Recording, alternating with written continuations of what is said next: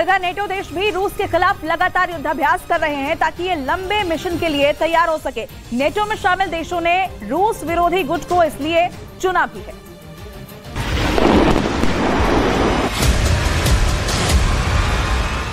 NATO के लगातार होने वाले छोटे छोटे युद्धाभ्यास से ऐसी तस्वीरें आई हैं जिनमें बहुत ज्यादा आग है, जो ऐसी नजर नहीं आएंगी। इसके मायने समझने होंगे तो आपको बहुत बड़े बड़े धमाके जरूर दिखेंगे, जो मॉस्को में हो सकते हैं, जो सेंट पीटर्सबर्ग में किए जा सकते हैं। ये KC-135 टैंकर है जिससे अमेरिका और बाकी नेटो के लड़ाकू विमानों में ईंधन भरा जा रहा है ताकि ये लंबे मिशन के लिए तैयार हो सके।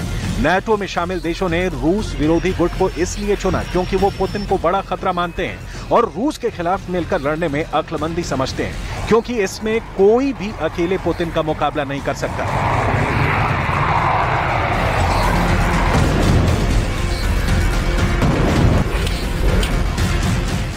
UK is proud to be behind the US, the biggest contributor to the military effort in Ukraine. And I think it's right that other countries also step up and do their part. We're lucky to have America's investment in European security, but we need to share the burden alongside you, which is why defense spending in the UK has been above the 2% NATO benchmark. America का KC-135 tanker विमान इस युद्धाभ्यास का एक बड़ा हिस्सा बनेगा। लंबी दूरी के मिशन को अंजाम देने में इसकी अहम भूमिका होगी।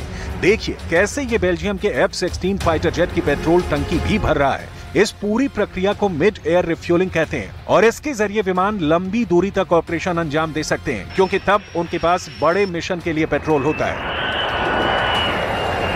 इसी तरह F-35 स्टेल्थ फाइटर में ईंधन भरा जाता है। KC-135 टैंकर विमान से एक बूम यानी पाइप निकलता है और विमान की बॉडी में उस जगह जाकर फिट हो जाता है जहां पेट्रोल टंकी होती है। ये नेटो या कहें कि पुतिन के दुश्मनों का युद्धाभ्यास है। उनका मकसद साफ है कि किसी भी तरह यूरोप के किसी भी इलाके से उड़कर मॉस्को या फिर सेंट पीटर्सबर्ग तक पहुंचकर बमबारी करना और फिर वापस लौट जाना। ये पुतिन के खिलाफ बहुत ही हिम्मत वाला कदम कहा जाएगा।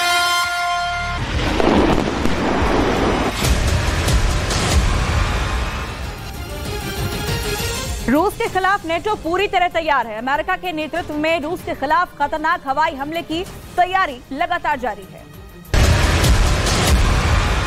देखा जाए तो पुतिन को डराने के लिए नेटो ने कमर कस ली है। पुतिन की नींद उड़ाने के लिए बाइडेन का गैंग सुपर एक्टिव है। पुतिन यूक्रेन से भाग जाएं और यूक्रेन की तरफ मुड़कर न देखें, इसके लिए रूस के खिलाफ सबसे खतरनाक एयर अटैक की तैयारी लगातार जारी है।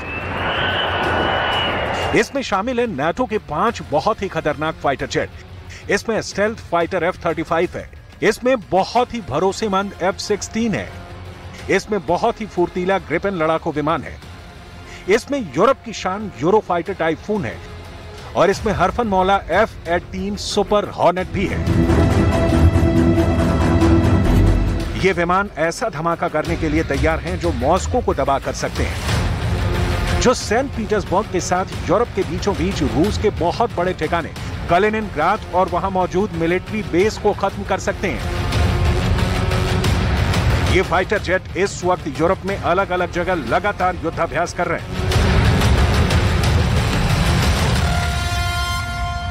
I would be pretty surprised if any world leader was not taking note of what this shows in terms of the spirit of this alliance, which means the strength of this alliance. And that includes Mr. Putin. इसमें कोई शक नहीं कि NATO का हर कदम रूस के खिलाफ ही उठता है। उसके टारगेट पर रूस ही है। ये तस्वीरें हैं नॉर्वे की और यहाँ नेटो की वायुसेनाएं बहुत बड़े युद्ध की तैयारी कर रही हैं, जिसका अंजाम रूस की मिलिट्री पावर को पूरी तरह से खत्म कर देना है। इसके लिए ये पुतिन के घर तक पहुंचना चाहते हैं, यानी कि उनके शहर मॉस्को को बमबारी से दबा कर देना चाहते हैं। कोई शक नहीं कि इसके लिए इनकी तैयारी बहुत पुख्ता है और बड़े युद्ध के दौरान मॉस्को पर ये विमान देखे गए तो हैरानी नहीं होगी, क्योंकि पुतिन के खिलाफ साजिश तो मिलकर की जा रही है।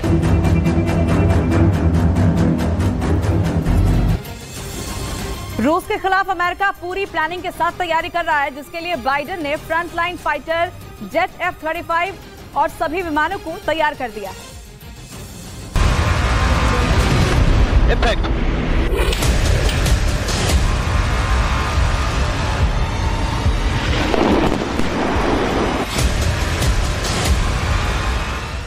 बाइडन बहुत ही प्लानिंग के साथ नाटो के विमानों को इकट्ठा करके पुतिन को लगातार डरा रहे हैं, पुतिन को डायरेक्ट चैलेंज कर रहे हैं और इसमें उनका front line fighter jet F-35 सभी विमानों की अगुवाई कर रहा है। अमेरिका और रूस के भी किसी भी बड़ी टक्कर में अमेरिका सबसे पहला वार इस फाइटर जेट से करना चाहेगा। F-35 अमेरिका का स्टेल्थ फाइटर जेट है जो रडार की पकड़ में नहीं आता। यही इसकी सबसे बड़ी खासियत है।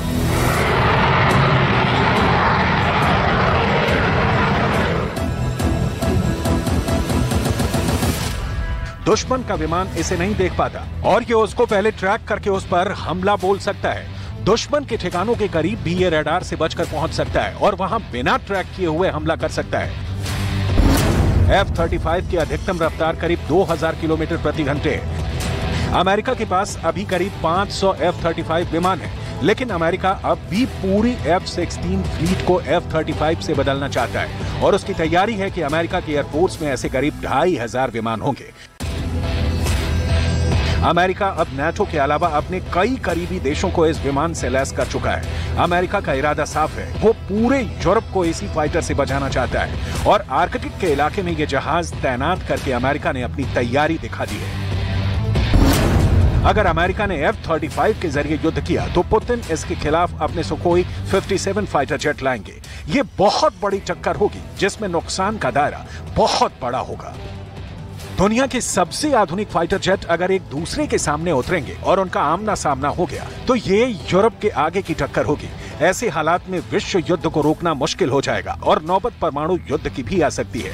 ये डर इसलिए है क्योंकि इन फाइटर जेट्स की वजह से यूक्रेन से भी बड़ा युद्ध होने का खौफ बढ़ने लगा है।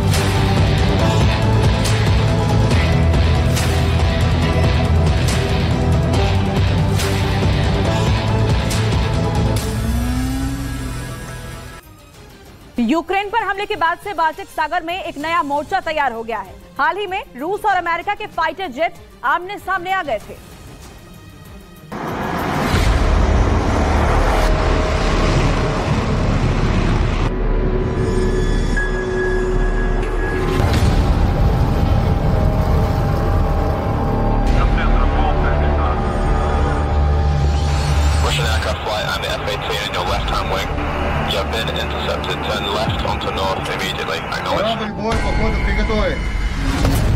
क्या यूक्रेन युद्ध के बाद रूस ने नए टारगेट फिक्स कर दिए हैं?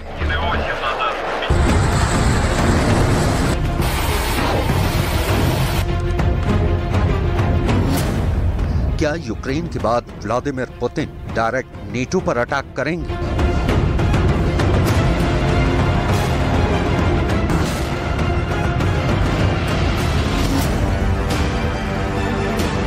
एस्टोनिया, लातविया और लिथुआनिया तीनों नेटो और यूरोपियन यूनियन के सदस्य हैं। इन्हें बाल्टिक देश भी कहते हैं। ये बाल्टिक सागर के पूर्वी तट पर बसे हैं। तीनों यूक्रेन के कट्टर समर्थक हैं। ऐसे में पुतिन के पक्के दुश्मन भी हैं। तीनों देशों को पिछले साल 24 फरवरी से ही इस बात का अंदेशा है कि वो कभी भी पुतिन के गुस्से का शिकार हो सकते हैं। ऐसे में नेटो की अगुवाई और अमेरिका की रहनुमाई में ये देश खुद के बचाव की तैयारियों में जुटे हैं। इनकी तैयारियां कैसी हैं आपको आगे दिखाएंगे। अभी आप तीनों बाल्टिक देशों की टेंशन बढ़ाने वाली तस्वीर देखिए।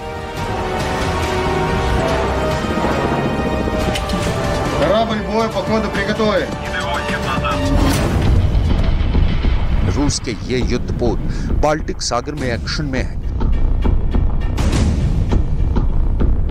समंदर के पानी को बेचैन करते ये वॉरशिप जंगी अभ्यास के मिशन पर निकले हैं।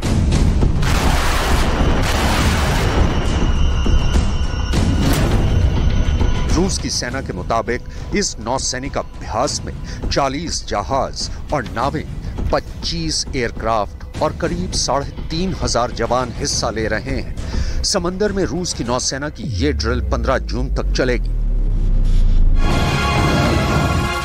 यूक्रेन को नेटो देशों के हथियार सप्लाई से पुतिन का क्रोध चरम पर है।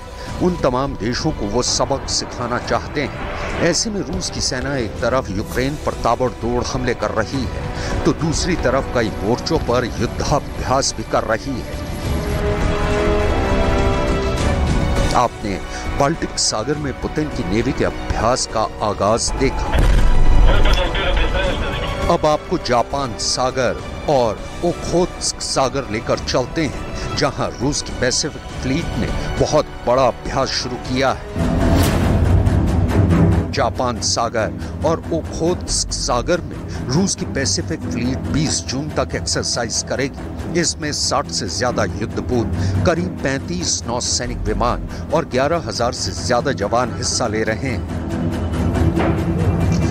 बड़ी बात यह कि एक दिन पहले ही नेटो देशों ने भी सालाना बाल्टिक अभ्यास की शुरुआत की।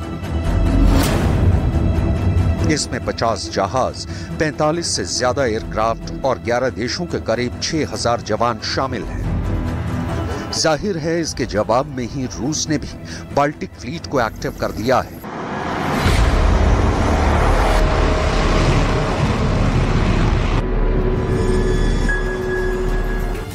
वहीं रूस की नजर बाल्टिक के 3 देशों पर है जिन्होंने रूस के खिलाफ यूक्रेन की मदद की। ये वो बाल्टिक देश हैं जिन्होंने यूक्रेन की आधुनिक हथियारों की मदद पहुंचाई।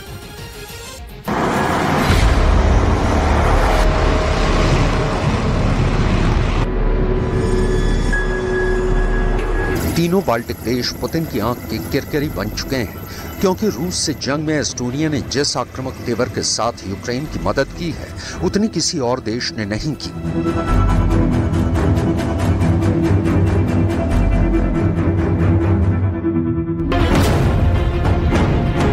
फरवरी 2023 की एक रिपोर्ट के मुताबिक एस्टोनिया ने यूक्रेन को 3200 करोड़ रुपए से ज्यादा की सैन्य मदद की है, जो उसके रक्षा बजट का करीब आधा और जीडीपी से 1% ज्यादा है। लात्विया ने भी यूक्रेन को लगभग 3,270 करोड़ रुपए की सैन्य सहायता दी, जो उसके 2022 के जीडीपी से करीब 1% ज्यादा है। लिथुआनिया ने यूक्रेन की अब तक करीब 3,535 करोड़ रुपए की सैन्य सहायता की है।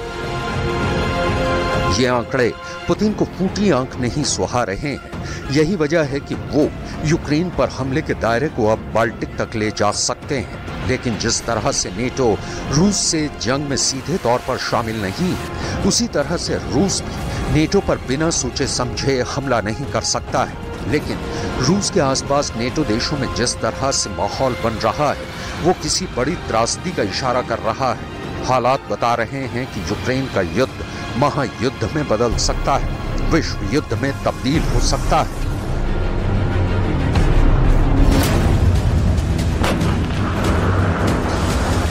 यूक्रेन की नेटो में शामिल होने की ख्वाहिश उसकी बर्बादी का सबसे बड़ा सबब साबित हो रही है, जबकि फिनलैंड तो नेटो में शामिल हो ही चुका है। ऐसे में रूस का ये पड़ोसी भी पुतिन को बहुत चुभ रहा है। फिनलैंड पर रूस के हमले का खतरा है, लिहाजा नेटो देशों ने यहां 27 मई से 2 जून तक आर्टिक युद्धाभ्यास किया।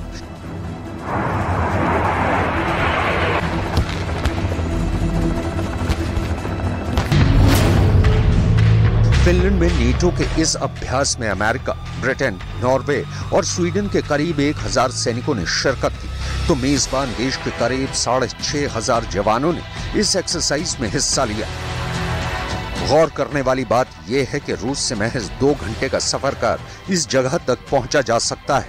ऐसे में यहां अमेरिका के सैनिकों का अभ्यास रूस को चिढ़ाने की कवायद भी हो सकती है। Army is here training with our newest NATO ally to build that capability to help defend Finland if anything happens. That's our commitment. NATO की इस एक्सरसाइज में स्वीडन भी शामिल था, जो इस संगठन का हिस्सा बनना चाहता है। यूक्रेन पर रूस के हमले के बाद स्वीडन और नॉर्वे ने नेटो में शामिल होने की अर्जी लगाई, लेकिन तुर्की और हंगरी के विरोध की वजह से स्वीडन का मामला लटक गया, जबकि नॉर्वे नेटो का 31वां सदस्य बन गया। ऐसे में अब स्वीडन बाल्टिक इलाके में अपनी अहमियत बताकर और समंदर में पनडुब्बियों की ताकत दिखाकर नेटो में शामिल होने की पैरवी में जुटा है।